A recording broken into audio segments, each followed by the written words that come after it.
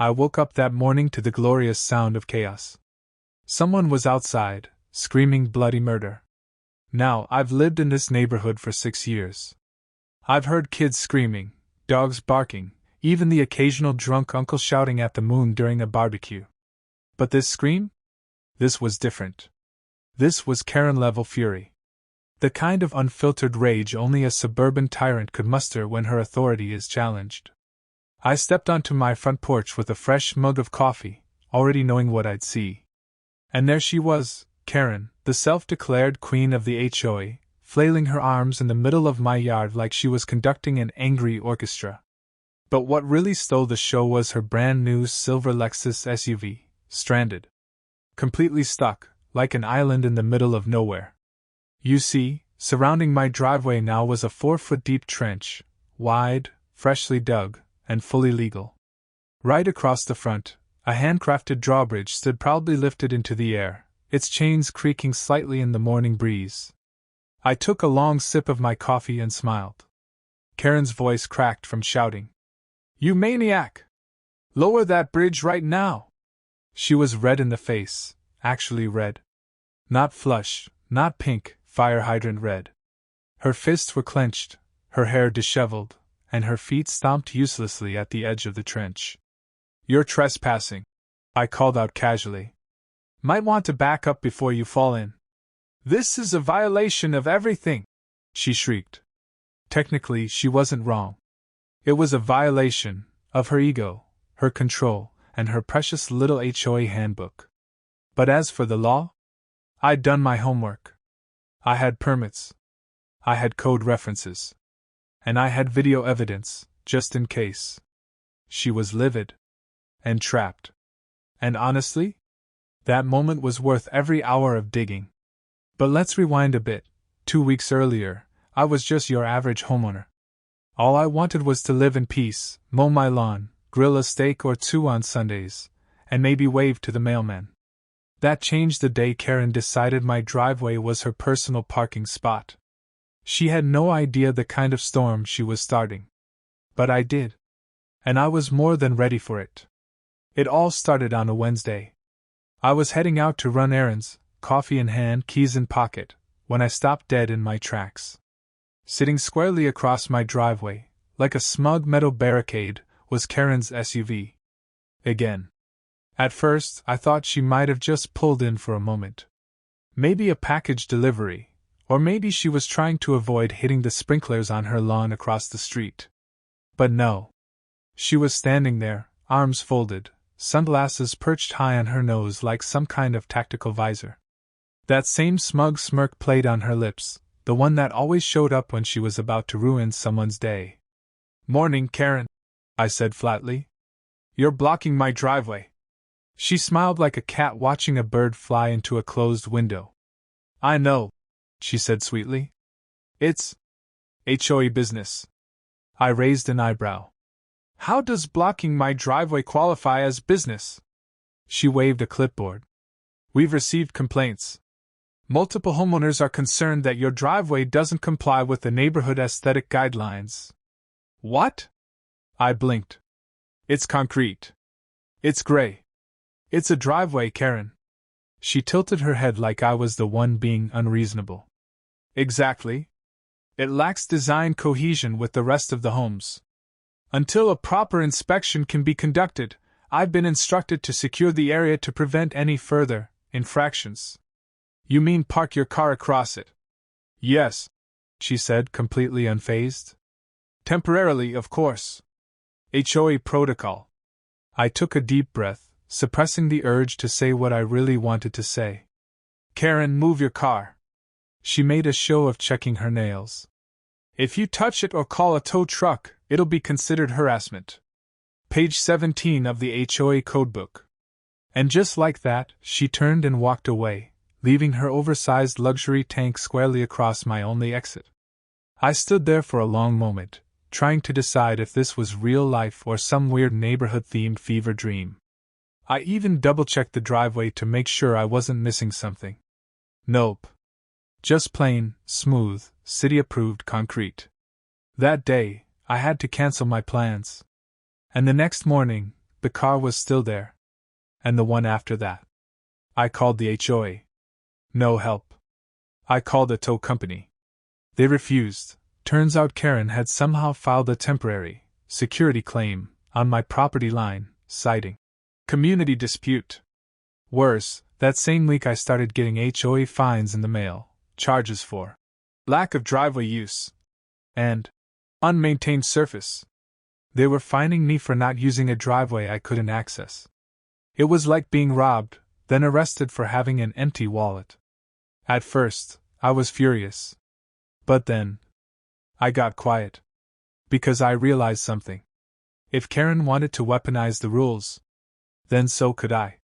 I knew better than to confront Karen head-on. That's what she wanted. She fed on conflict like a raccoon in a dumpster, messy, aggressive, and totally unapologetic. If I snapped, she'd file a dozen complaints, take me to the HOA board, and slap me with so many fines I'd need a second mailbox. So instead of shouting, I got calculating. The night after her SUV first blocked me in, I poured a stiff drink, opened my laptop, and began a deep dive into local property laws, HOA bylaws, and zoning regulations. I wasn't just looking for a way to fight back. I wanted something airtight. Something legal. Something devastating. Most people don't realize how many loopholes exist in city ordinances. They're written in legalese so dry it could start a brush fire, but buried in all the jargon are nuggets of pure gold, rules that sound boring until you realize how they can be used. And that's where I struck oil. It came buried in a zoning subchapter labeled Temporary Security Modifications on Private Residential Property. A single sentence changed everything. Homeowners may install temporary structures or modifications for the purpose of securing access to their personal property, provided they do not constitute permanent foundations and do not obstruct public utilities or easements. That was it. That was my golden ticket. I could legally alter my own property, as long as it wasn't permanent, didn't touch city land, and had a security justification. I highlighted the line, reread it 5 times, then called my buddy Greg, an attorney who owed me a favor after I helped him move his mom's piano last year. Greg, I said, tell me this, could someone build a trench on their property if it's for security purposes? He paused. A trench? Yup. Like a big one. Around a driveway. There was a long silence. Then, you've been drinking again, haven't you? Maybe. But answer the question. He sighed. As long as it doesn't violate any easements or create a hazard to the public, technically, yes. Just make sure it's not permanent and you've got proper signage. And if anyone gives you trouble, I'll back you up. I hung up with a grin on my face and a plan forming in my head. If Karen wanted to play queen of the block, fine. I'd build a moat around my castle.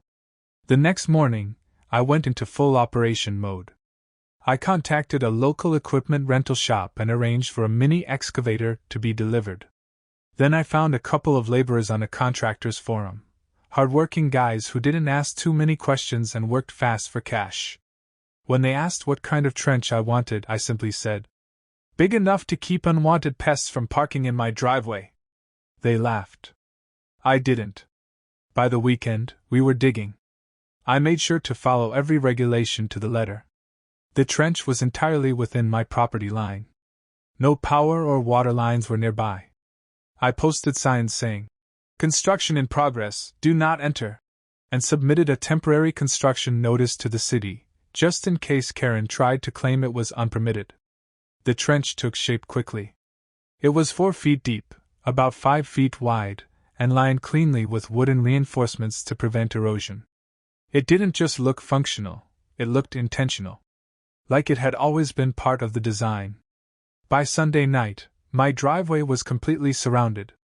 There was no way in, or out, without crossing that trench. Karen, of course, noticed. The next morning, I watched from my living room window as she stormed across the lawn in her bathrobe, marching up to the edge of the trench like an angry general inspecting enemy fortifications. Her SUV sat helplessly in the middle, trapped. She yelled. She paced. She took photos. At one point, she nearly slipped trying to lean over the trench and screamed something about violations and property sabotage. I just waved from the window and raised my coffee cup. But I wasn't done. Because what's a moat without a drawbridge? After the trench was done, I could have stopped there. Karen's SUV was effectively marooned like a shipwreck in a suburban desert. She had to climb across 2 neighbors' yards just to get home. But no, I wasn't finished. Because this wasn't just about keeping her out. It was about making a point. About reclaiming my peace and letting her, and the entire HOA, know that their intimidation tactics no longer worked on me. So I drew up plans for a drawbridge. It didn't need to be anything fancy. Just functional. I sketched out a wooden platform wide enough for my car, supported by sturdy beams and mounted with a pulley and lever system so I could raise and lower it when I pleased. I even added a locking pin, just to make sure it couldn't be tampered with from the outside. And once again, everything was by the book. I consulted the same zoning clause, checked with Greg, and submitted another update to my temporary construction notice. I labeled the bridge a non-permanent security access structure. I made copies of every document and laminated them, just in case Karen came knocking with one of her bogus HOA citations. Then I hired a carpenter who specialized in stage rigging, yes, like theater sets. He thought the project was hilarious. I offered him a bonus if we could get it done fast. Within 3 days, the bridge was fully installed. It was solid, cleanly engineered, and incredibly satisfying to operate. I gave it a test run on a breezy Saturday morning. Pulled the rope, and with a deep creak, the drawbridge lifted clean off the trench and settled into a vertical position with a loud, defiant clunk. Karen happened to be out walking her Pomeranian when it happened. She dropped her coffee. "What the hell is that?" she screamed, storming toward my driveway like she was about to issue a citizen's arrest. I held up a laminated page from the zoning code. "Temporary security structure. Legally permitted. This is a residential neighborhood," she shouted. "Real quick, have you ever had a neighbor who thought your property was theirs to control? Drop a comment with the number 1 if that hits close to home." "Exactly," I said. "That's why I built it, to protect my driveway from random luxury vehicles that keep blocking it." Her dog yapped, clearly as angry as she was. She took photos from every angle, pacing, muttering something about bringing the board in. But the real fun hadn't even started yet. I had been filming the entire thing. Not just the trench. Not just the bridge. But every encounter, every argument, every smug comment she made at the edge of my property while wagging her finger like she was casting a spell.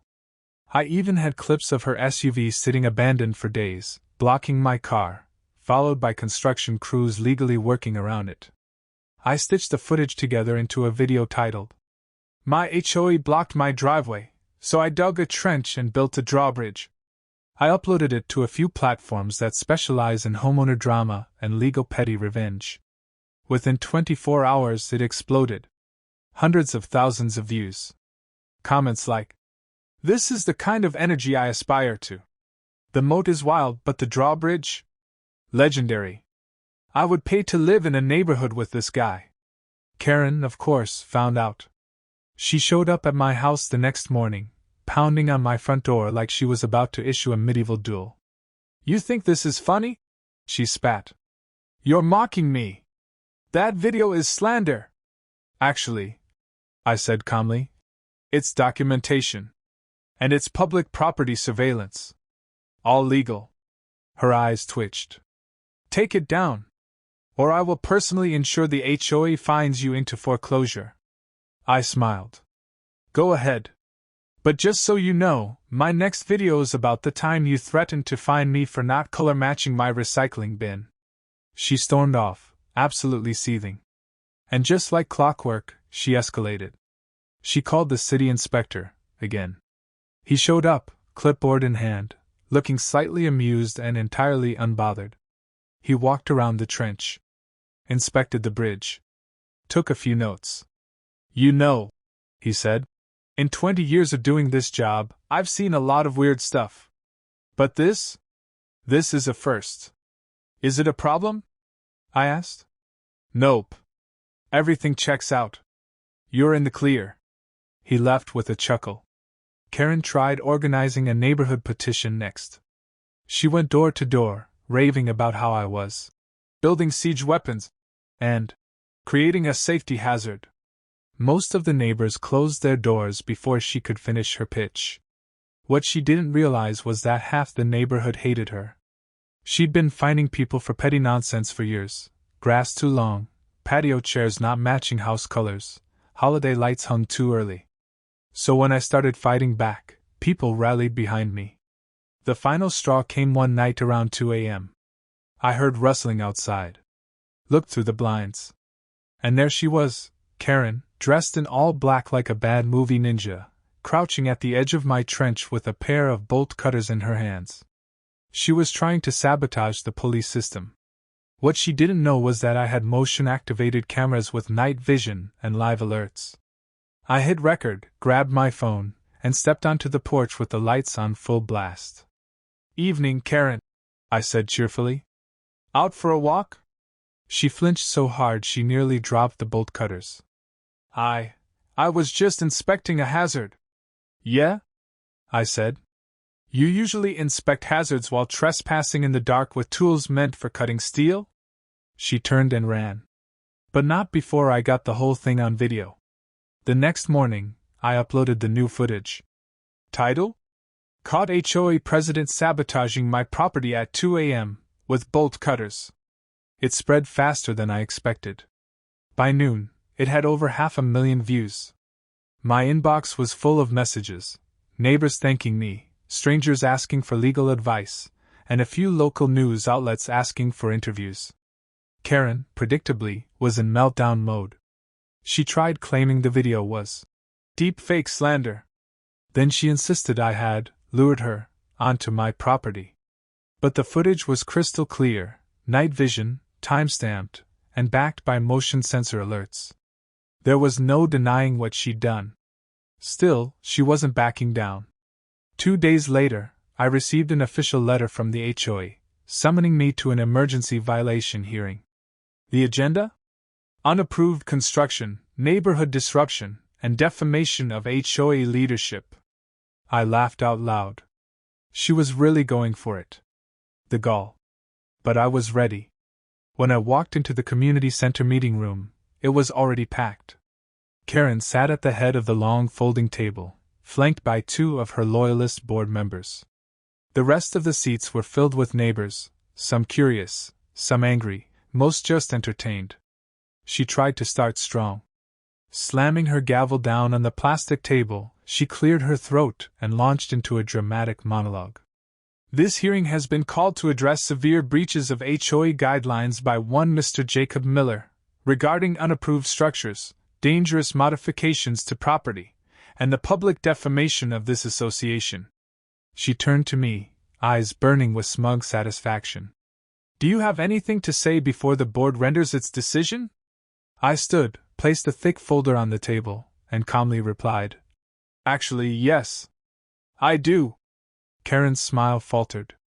I opened the folder and began laying out evidence, one sheet at a time. A copy of the zoning law allowing temporary security modifications. My city-filed construction notices. Permits signed and approved.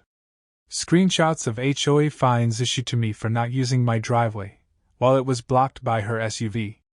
A timeline of her harassment, complete with photo and video documentation. And finally, the piece de resistance, financial documents. Anonymous tips from a few ex-board members had led me to public HOA spending records that revealed some very interesting things. "This receipt here," I said, holding it up, "shows HOA funds used for what appears to be a spa weekend in Palm Springs. Charged to the HOA credit card. Category labeled as Community Wellness Initiative." The room went dead silent. Karen's mouth opened, but nothing came out. I continued, "Here's another, $800 spent at a boutique clothing store in Scottsdale. Labeled uniform expenses. And this one? $1,000 at a steakhouse. All charged under miscellaneous board meetings. I paused, then looked her dead in the eye. Karen, I didn't just build a drawbridge. I built a paper trail. One of the board members, a soft-spoken guy named Dennis, shifted uncomfortably in his seat. Is this real?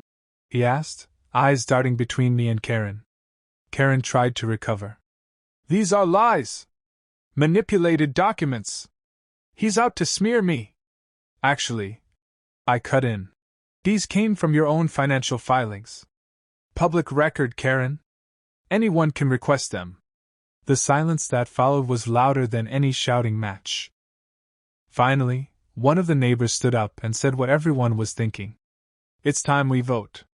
The motion to remove Karen as HOA president passed with a unanimous show of hands, including both of her former loyalists, who now looked like they wanted to disappear under the table. But it didn't stop there. I handed over a copy of the folder to the community's legal liaison, and another to a city fraud investigator who had been invited by a concerned neighbor. Turns out, Karen's misuse of funds wasn't just shady, it was potentially criminal. By the end of the week, an official audit had been launched, and Karen's name was plastered across the local newspaper under the headline, HOA President under investigation for embezzlement, caught on camera in homeowner showdown. And just like that, the queen of the cul-de-sac fell from her throne. But she wasn't just out of power, she was done. Karen didn't last long after the investigation began. She tried to hang on, claimed it was all a misunderstanding, that the funds were approved expenses, and that she was being persecuted by a social media mob. But the paper trail was too strong, and the court of public opinion had already rendered its verdict. Within 3 weeks, her house went up for sale. It sat there, untouched, for over a month. Word got around fast. That's Karen's house. People gave it a wide berth like it was haunted. Eventually, she was forced to sell at a loss and pack up what was left of her suburban empire. The morning she moved out, I stood at the edge of my drawbridge with my coffee, just like before. She loaded the last of her boxes into a moving truck, avoiding eye contact, her once flashy SUV now dusty and dull. She paused for just a second, looked at me across the trench. There was no yelling this time. No smugness. Just defeat. I raised my mug in a silent farewell salute. She turned away and left. And just like that, peace returned. Without Karen, the HOA board crumbled. Most of the members resigned or simply stopped showing up. The community voted to dissolve the HOA entirely within 2 months. No more random fines. No more paint color guidelines. No more rulers on the lawn. For the first time since I moved in, people were smiling again. The drawbridge stayed. In fact, it became something of a local landmark. Kids loved it. They called my house Castle Jake. Neighbors brought friends and out-of-town guests to see it, pointing across the moat like I was some kind of suburban folk hero. I even installed a small plaque on the edge of the trench. In memory of HOA Tyranny, 2025. It always got a chuckle. And yeah, my video really took off. News outlets picked it up, and I got a few sponsorship offers from home security brands. One guy emailed asking if I'd help him build a trench around his RV lot in Florida. Honestly, I just wanted a quiet life. But if that meant defending my driveway with a moat and a drawbridge, then so be it. Sometimes, to live in peace, you've got to fight like you're defending a castle. And I did. And I won. If you enjoyed watching Karen dig her own hole while I built a moat, go ahead and hit that like button. It helps more than you know. And if you love seeing petty HOA tyrants finally meet their match, subscribe to Tales from the Suburbs so you never miss the next battle. Oh, and if you've got a friend fighting their own HOA war, send this video their way. They might need a drawbridge too. Sometimes, standing your ground means getting creative. This story might seem outrageous at first, a man building a trench and a drawbridge to protect his own driveway. But beneath the humor and spectacle lies a deeper truth. When authority is abused, and rules are weaponized to control and intimidate, it's not only our right to push back, it's our responsibility. Homeowners associations were created to protect communities, not to empower tyrants. And when someone like Karen uses power to bully others, the most powerful response isn't anger, it's smart, strategic action. Through patience, research, and sheer determination, Jake didn't just win a petty feud. He exposed injustice and reclaimed peace for an entire neighborhood. In life, you might not need to dig a moat. But don't be afraid to draw the line. Know your rights, defend your space, and never underestimate the power of persistence, even if it comes with a police system and a little bit of flair.